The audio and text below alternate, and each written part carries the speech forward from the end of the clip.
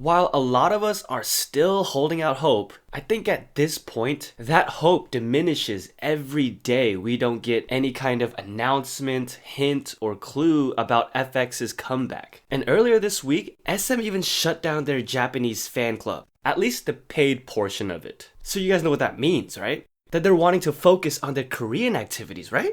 Right? Guys? Well, their contract seems to end somewhere around August, so if anything is going to happen, it has to happen soon. We're in the end game now. And speaking of fan clubs, did you guys hear about the little name mix-up between TXT's fan club and Tiffany's fan club?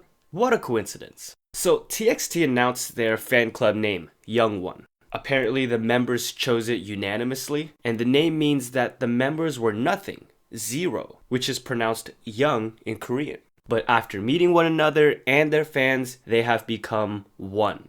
0, 1, young one. But there's another meaning. Young one can also mean forever, which is the exact reason Tiffany chose Young One as her fan club name, because she also now goes by Tiffany Young. But thankfully, it looks like fans on both sides don't want any misunderstandings, no fan wars, which is always cool to see. I mean, there was some squabbles about her tweeting out using the Young Ones hashtag after this mix-up came to light, but you can look at that how you want. The two parties don't seem to be at odds either, with Tiffany's agency saying they'll look into it, so I imagine they're just talking to Big Hit about it. But this is kind of interesting. How would you guys handle this? One of them change Young One to Young One, numeral 1? Should TXT just completely change it because Tiffany already had it? Would you guys mind sharing your fandom names with another group? 2 Whatses, 2 Blinks, 2 Shaywalls? But that's just very confusing. For me, I think I would change it if I were Big Hit. They just announced it, so no harm, no foul. And there are a lot of good options being thrown out there with meaning behind them that also relate to their name a little bit more.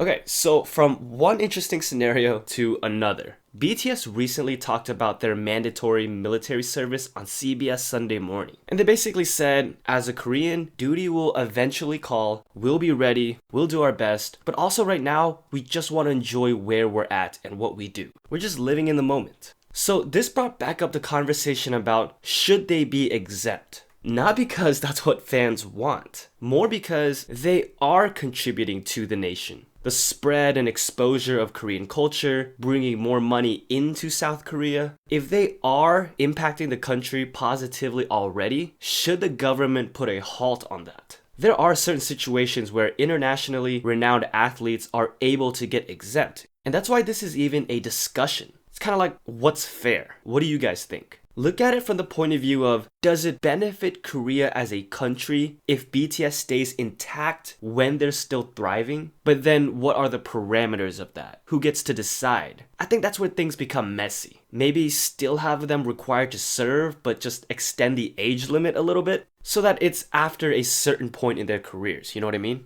But that might be a little messy too. Who gets that extension and who doesn't? Or do you guys think, hey, if it's something that all men should do, they shouldn't be treated any differently? Simple.